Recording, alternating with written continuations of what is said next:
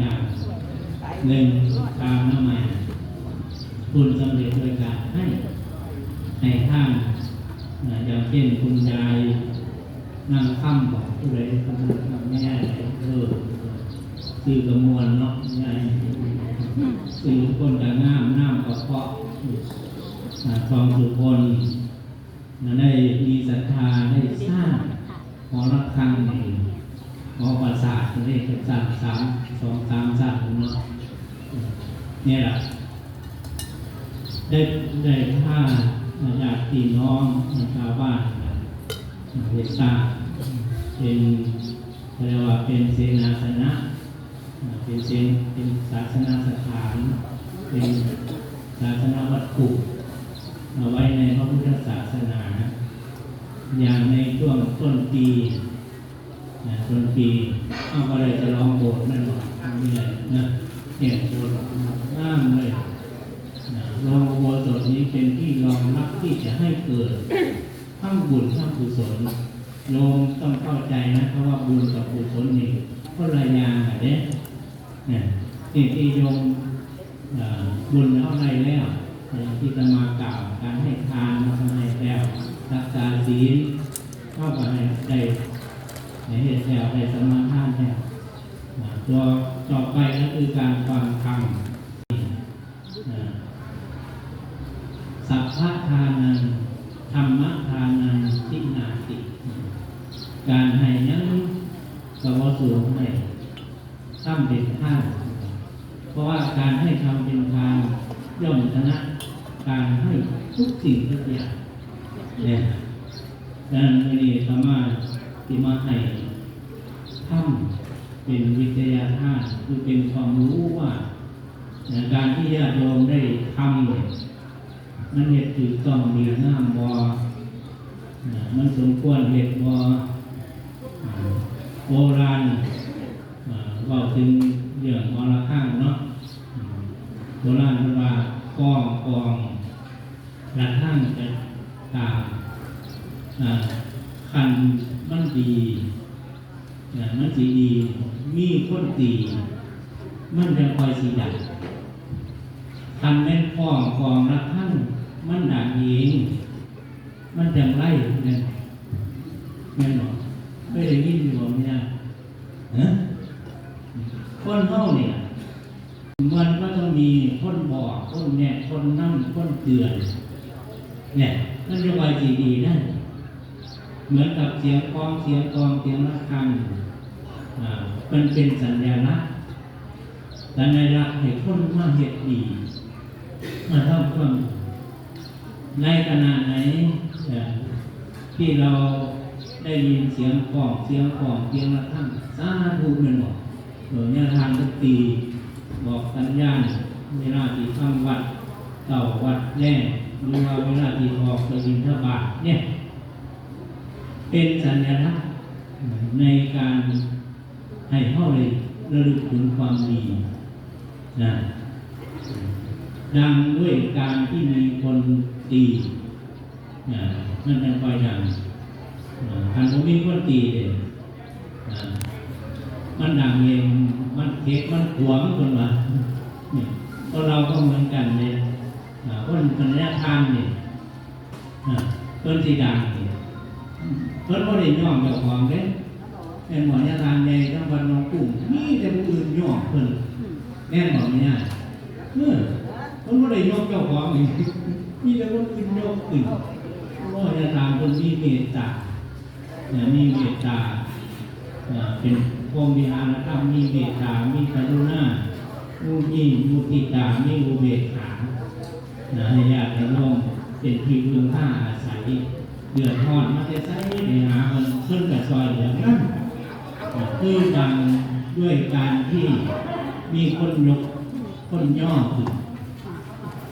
มันมีคำหนึ่งเนาะเนี่ยก็เรื่องระฆังหรือว่าเรื่องวัดเรื่องบ้านเป็นว่า10 วัด9 วัดสิมีพระองค์เดียวมีพระแล้วกับบ่มีสงฆ์ มีของบ่มีหมองหอยบ่มีแนวหอยสิเหลือเลื่อนอยู่คือจบจอบก็มีห้า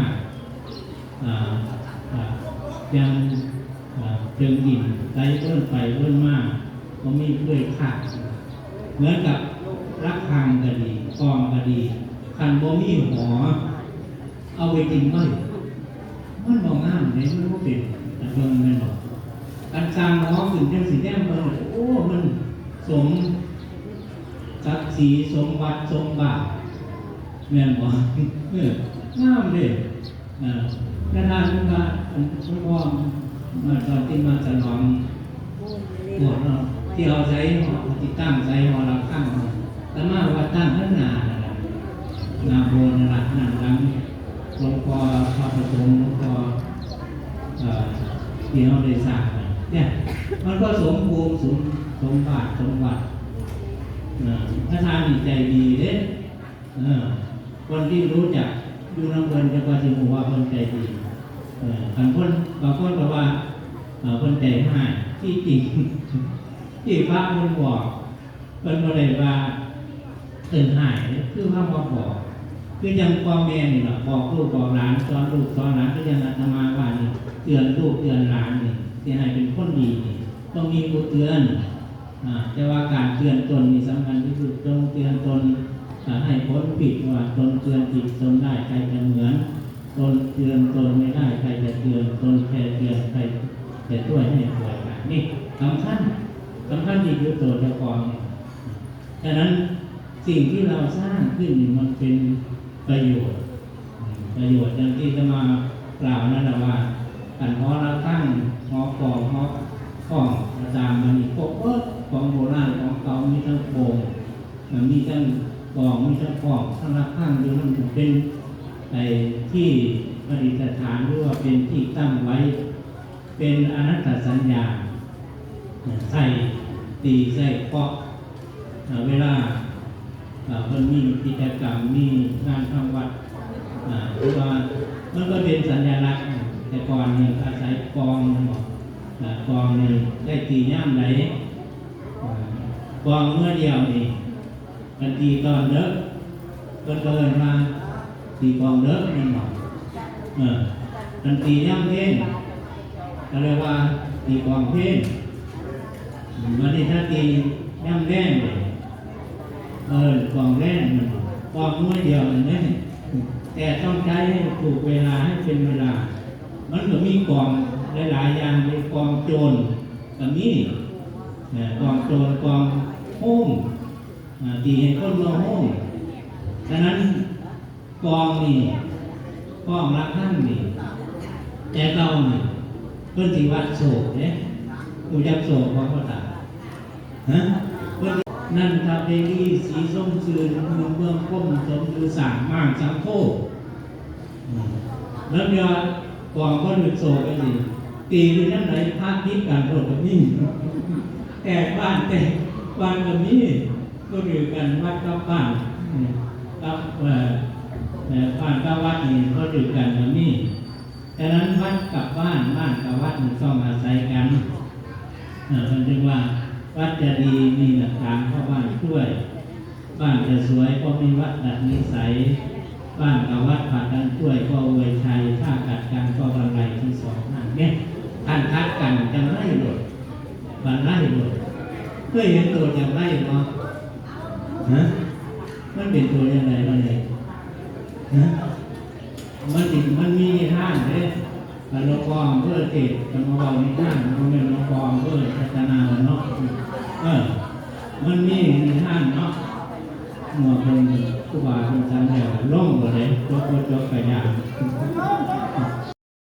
ใช้เพื่อเป็นโชคญาติบริษัทที่เป็นท่านเพื่อประสบแต่ความดีความเจริญความว่ารัตนัตยานุภาเวนะรัตนัตยาเทศสาด้วยเดชพระไตรลักษณ์เป็นขันแก้วผู้ให้แล้วขาดทุกข์สุขของเพื่อเดชธรรมรัตน์เป็นขันทองเพื่อปกป้องคุ้มกันทวารรายเพื่อเดชสังฆรัตน์เดชโทษ